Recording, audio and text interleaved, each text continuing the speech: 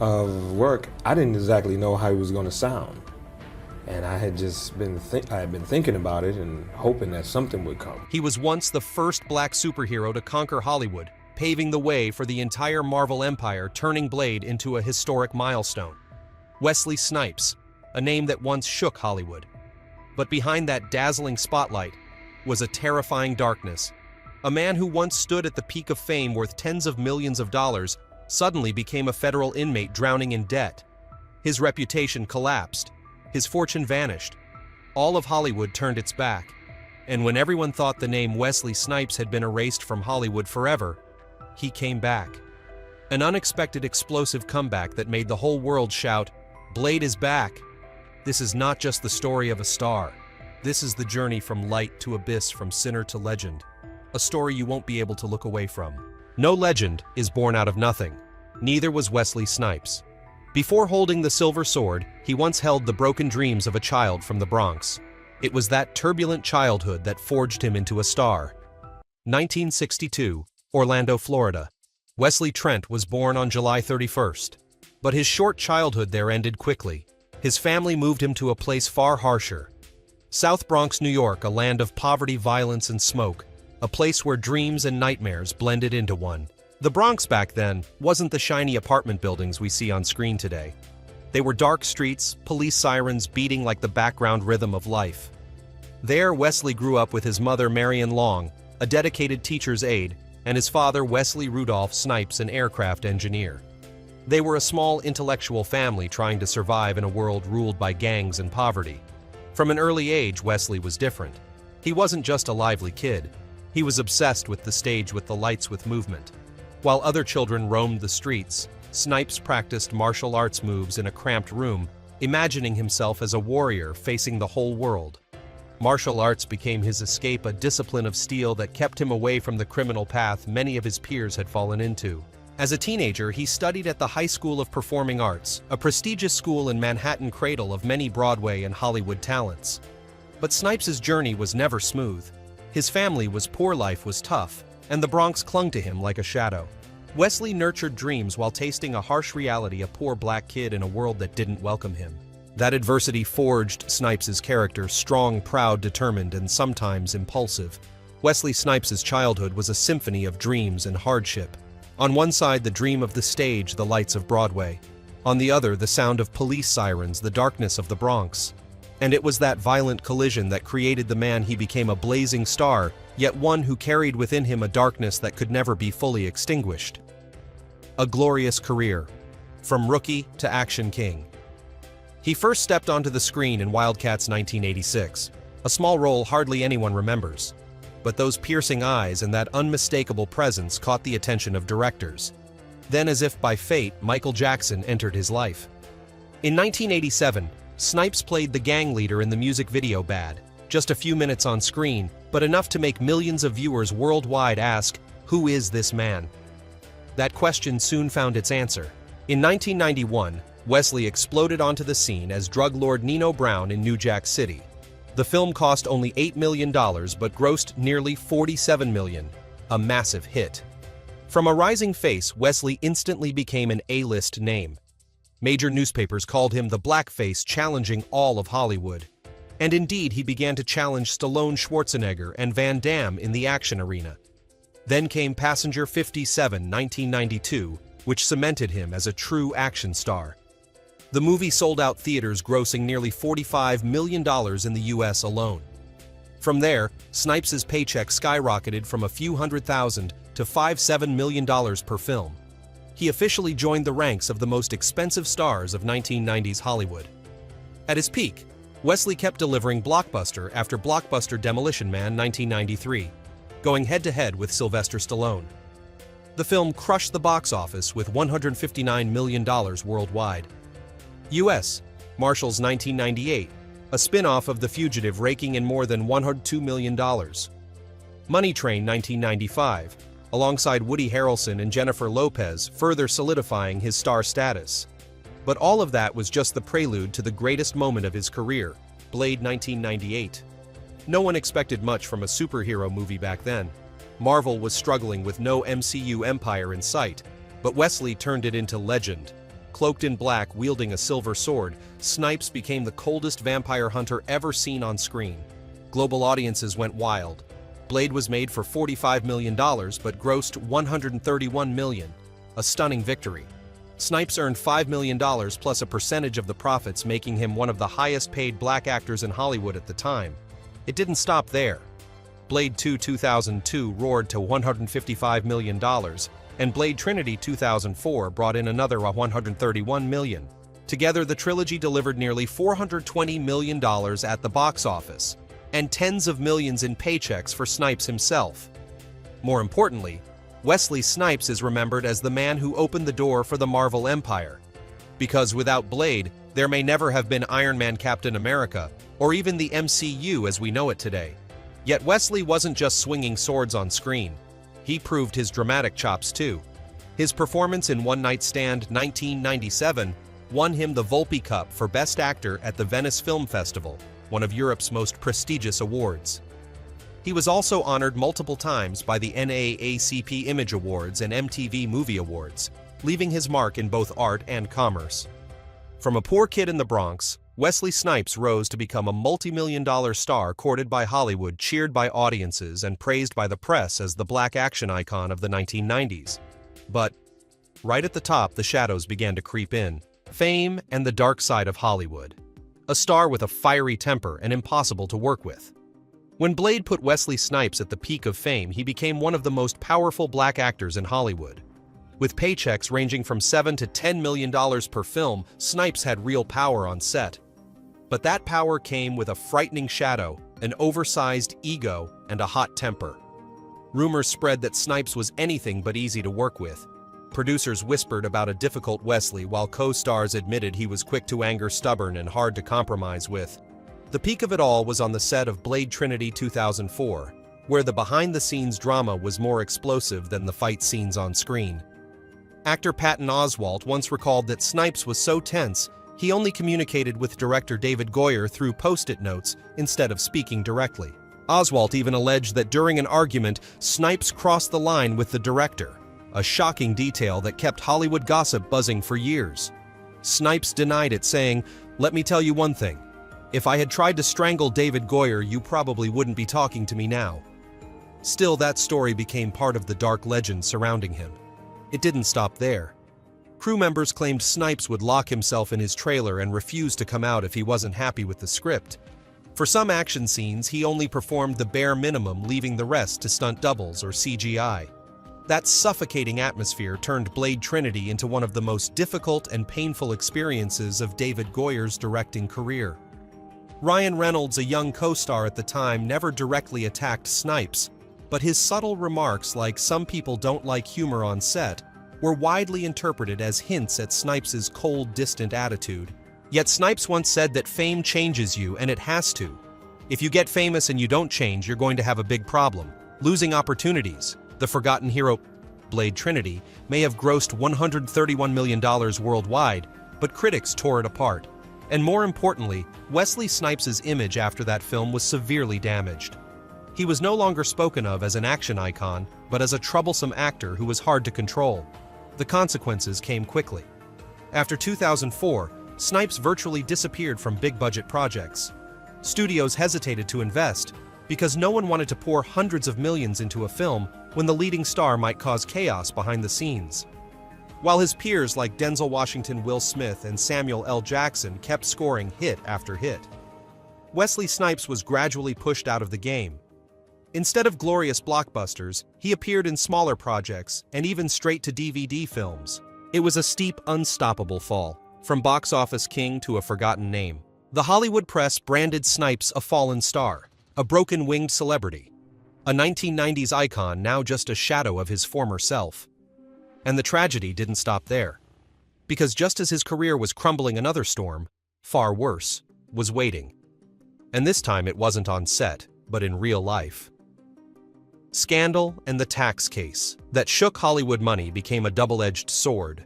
Snipes' wealth dragged him into a dangerous spiral, the magical promises of tax evasion schemes.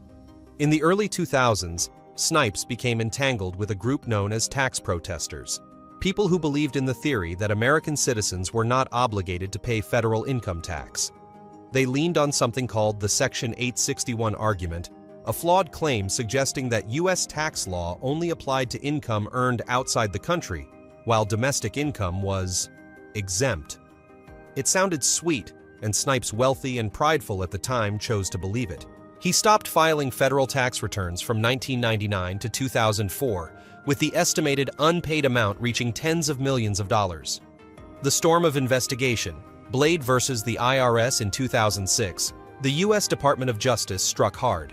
Wesley Snipes, along with two associates, Eddie Ray Kahn and Douglas P. Roseisle, was officially indicted 6 counts of felony tax fraud, 1 count of conspiracy to defraud the government, and most notably 3 counts of willful failure to file federal tax returns for the years 1999, 2000, and 2001. The news spread fast, leaving Hollywood stunned. One of the first black action stars to pave the way for Marvel was now facing years in prison over tax paperwork. The American press ran with the headline, "Blade Fights the IRS. The Historic Trial, a Star at the Defendant's Table," January 2008. Ocala, Florida. A small town suddenly became the center of national attention. Reporters and cameras crowded outside the federal courthouse. People could hardly believe it. Wesley Snipes, the action star who once dominated the box office, now sat quietly in the defendant's chair. It looked less like a trial and more like a show trial, a spectacle of justice and theater combined. Snipes' lawyers rose, trying to reshape his image. He is a victim. He was fed insane financial theories by con men. This was not intentional, it was misguided advice. The prosecution, meanwhile, dropped evidence like sledgehammers, tax returns that were never filed, letters Snipes himself had sent to the IRS invoking the Section 861 argument, and perhaps most damning, proof that he had once filed taxes properly in the past. The prosecutor concluded coldly he knew his obligations, and he chose to ignore them. Weeks of tense proceedings passed before the jury returned with a verdict. Snipes was acquitted of the most serious charges, tax fraud and conspiracy, but he was convicted on 3 counts of willful failure to file federal tax returns, each carrying a maximum of 1 year in prison. On April 24, 2008, the judge struck the gavel, 3 years in federal prison for Wesley Snipes. A shockwave exploded through the media. The New York Times headlined, "From Hollywood red carpet to federal prison." A former A-list star, once a dominant force on the big screen, was now preparing to wear the dull gray uniform of an inmate. Behind bars, from red carpet to prison. On December 9, 2010, the gates of McKean Federal Prison in Pennsylvania closed behind Wesley Snipes. No more red carpets, no more flashing cameras, only the cold clang of metal. He served 28 months. In prison, Snipes chose silence. People said he spent his time reading books, practicing martial arts, reflecting on life. No long interviews, no complaints. Only when he was released in April 2013 did Wesley Snipes utter a short but haunting line.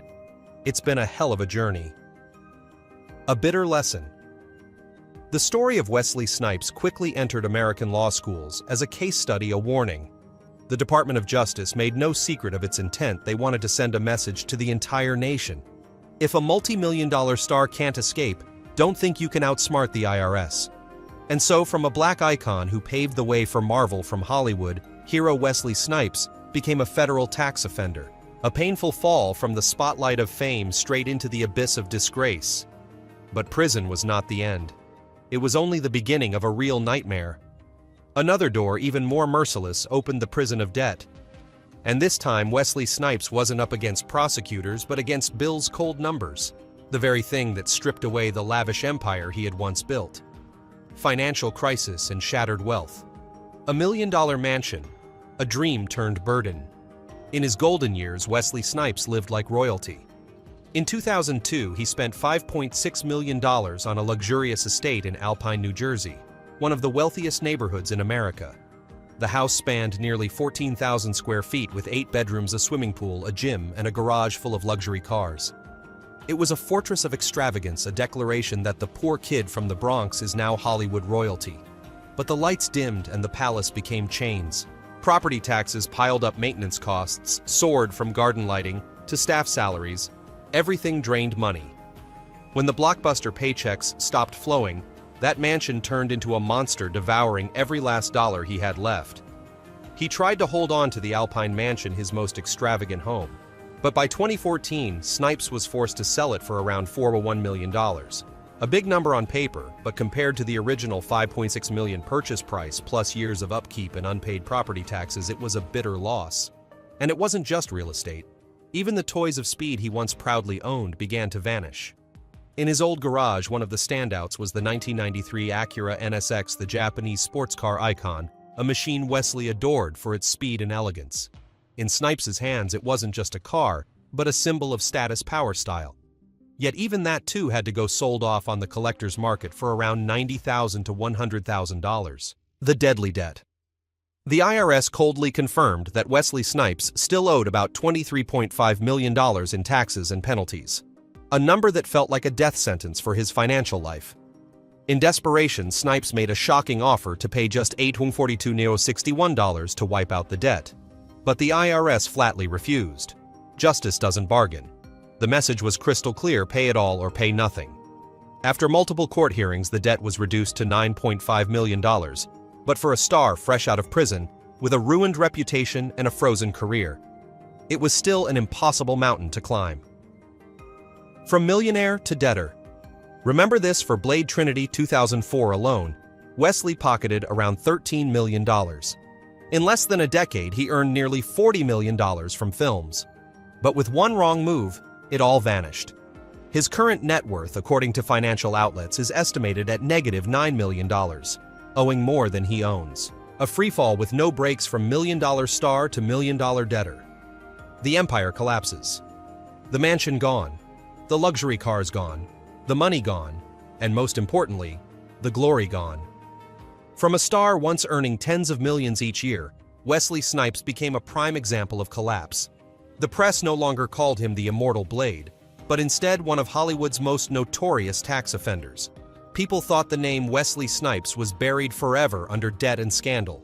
But a vampire hunter always knows how to rise from the shadows. Wesley Snipes suddenly lit up again, making the world shout, "Blade is back, the unexpected comeback. Reborn on screen. The Expendables 3. Back from behind bars." In 2014, just 1 year after his release from prison, Wesley appeared in The Expendables 3 as Dr. Doc Death. Standing alongside Sylvester Stallone, Jason Statham, and Arnold Schwarzenegger, audiences applauded at the sight of Snipes returning to the big screen after nearly a decade away. With a budget of around $90–100 million, the film grossed $214.6 million worldwide. But for audiences, Wesley's comeback moment was the true highlight. Especially when Doc had a tongue-in-cheek line, "Why did they lock you up for tax evasion?" A bitter joke that turned his real-life downfall into a moment of laughter that shook theaters. A critic from Screen Rant remarked Snipes didn't get enough screen time, but every second he was on screen the energy spiked. Proof that his star power was still alive. 7 years later, in 2021, Snipes surprised audiences again with Coming to America, the sequel to Eddie Murphy's legendary hit. This time, he played General Izzy, the flamboyant nemesis of Zamunda. Snipes described his character. "He's fearsome, funny, full of surprise dance moves, and ready to make a power play." And indeed, General Izzy was not only intimidating, but had audiences laughing out loud with his quirks, unexpected dance moves, and over-the-top expressions. The film premiered on Amazon Prime Video on March 5, 2021, drawing millions of views worldwide in its first week. It proved that Snipes wasn't just an action star. He was also a charismatic comedian fully capable of winning over a new generation of fans. And then came the moment no one expected. Marvel called the name Blade. If The Expendables 3 was just a warm-up, Deadpool and Wolverine 2024 was the real explosion. In the Marvel blockbuster led by Ryan Reynolds and Hugh Jackman, Wesley Snipes shocked fans with a surprise Blade cameo. Just a few seconds of him drawing his sword and the IMAX theater erupted. At Comic-Con 2024, where the clip was screened, Early Entertainment Weekly described the reaction as one of the loudest cheers in the history of Hall H. Ryan Reynolds recalled the moment he reached out. "I texted him, 'If you're in, we're in.' And he said yes." That was it. A simple nod, yet it gave millions of fans the chance to witness the real Blade reborn. Reynolds even jokingly but respectfully called him Marvel Daddy. It wasn't just a nostalgic blast. This cameo earned Snipes a Guinness World Record, the longest gap between two performances of the same Marvel superhero from Blade Trinity 2004, to Deadpool and Wolverine 2024. Exactly 20 years. Snipes reflected over the years I thought I had moved on. Then Ryan reached out, and here we are, a confession both humble and heartfelt. But his return sparked a fiery debate who truly owns Blade. The MCU had already cast Mahershala Ali, a two-time Oscar winner, to carry the torch in a new version. Yet that project has been plagued with trouble writers, replaced directors walking away, release dates delayed. Fans began to wonder, will Blade ever actually happen? Meanwhile, Snipes' cameo in Deadpool and Wolverine set social media ablaze. Snipes is Blade. Many argued Marvel should bring him back at least in a spin-off or through the multiverse. Snipes, however, played it wise. He declared, "I am 1000% supportive of Mahershala Ali. He's a great actor, and I'm excited to see what he does with it." He didn't try to claim the legacy, but neither did he close the door on returning. Light from the abyss. From a $23 million tax debtor from a federal inmate, Wesley Snipes rose again like a living phoenix. No longer the box office king he once was, but now an icon. A testament to resilience, to the power of standing up after the hardest fall. That breathtaking twist transformed Wesley Snipes' story into legend, from light to darkness, and then from the abyss a flare of brilliance brighter than ever. Fame can fade, fortune can vanish. But in the darkest nights of Wesley Snipes' life, the greatest question echoes: who stayed when the whole world turned away? Wesley Snipes' private life: who held his hand in the dark? His first wife, April Dubois, was the first woman to stand by his side. In the late 1980s, long before he was a multi-million-dollar star, Wesley married April Dubois. The two were together for 5 years, 1985-1990. That marriage gave him his first son, Jelani Asar Snipes, born in 1988.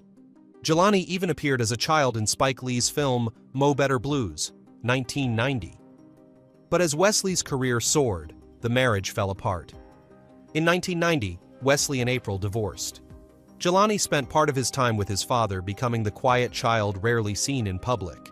Though no longer connected to April, Wesley often said that his eldest son was a part of the fatherhood journey that helped him grow. Jelani would later choose a private life, staying away from Hollywood, unlike his father. After his first marriage, Snipes found new love.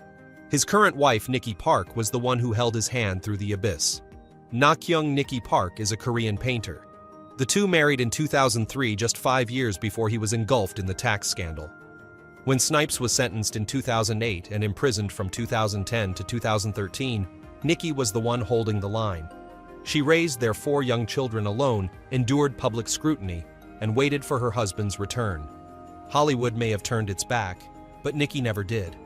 To him, she became the greatest gift of his life. After his release, Snipes admitted, "The biggest thing I got from it was learning the value of time, having been away from my family and loved ones 2.5 years." With Nikki, Wesley has 4 children, Akhenaten, Iset Alafia, and Alimayu. Along with Jelani from his first marriage, he has 5 children in total. They are the foundation that carried him through the darkest days.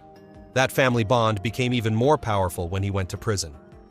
In 2008, after being convicted of failing to file taxes, Wesley even asked to delay serving his sentence for one reason: "How do I explain to my little kids where their father is going?" His youngest, Alimayu, was only about 4 years old, far too young to understand that his father was about to disappear from everyday life. Inside McKean Federal Prison, there were no cameras, no lights, no red carpets. The only thing Snipes held onto was the memory of home, of Nikki Park and their children. Family photos, handwritten letters, they became his talisman, keeping him from breaking. In 2021, Snipes revealed a secret that moved fans to tears. All 5 of his children had cameos in Coming to America. He called it his way of bringing family into my work. In an interview with People, Snipes said with emotion, "What you're seeing in my joy is a reflection of them and their effect on me." Since his prison experience, he has considered the lost time with his family to be his deepest wound, and he promised never to let that happen again.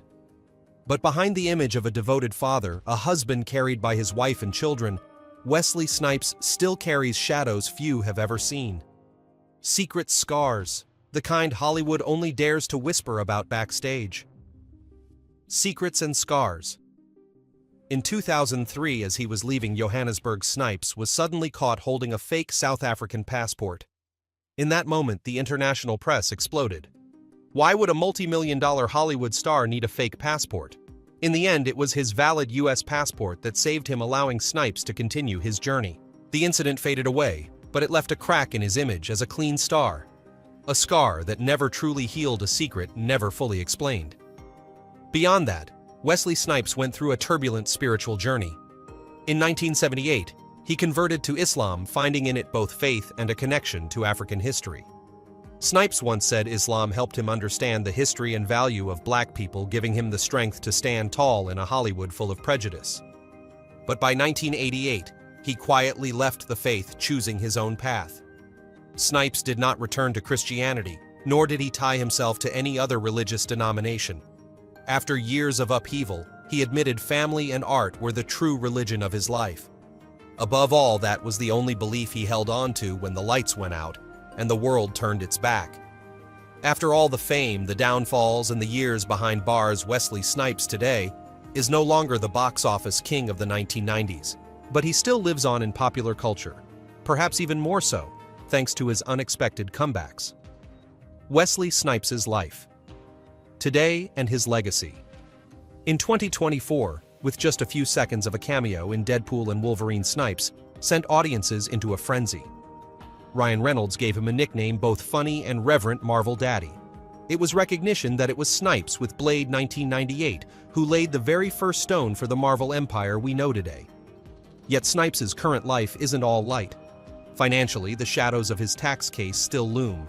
But if you ask, is Snipes happy, the answer is different.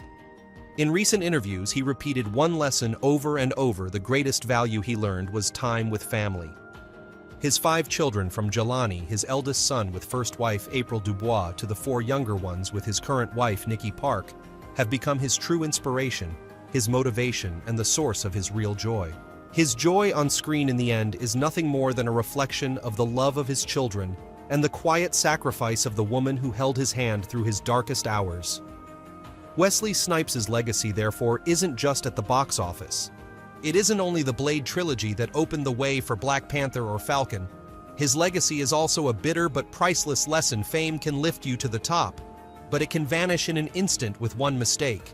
Still, a person can rise again, rebuild, and leave behind an immortal mark. Now Snipes lives more quietly, with fewer ambitions, but more complete in his role as a father, a husband, and an icon. Hollywood may change, and Blade may now belong to Mahershala Ali. But in the hearts of audiences, Wesley Snipes will forever be the first Blade. A trailblazing legend, a story of light and darkness, and a flame that flared again, fierce and immortal. All data, analysis, and commentary in this video are presented based on information available at the time of production. The content is subject to change over time and should not be considered a definitive forecast. There is still so much more to explore: stories of resilience, legacy, and truth. Feel free to dive into some of our top recommended videos now appearing on your screen.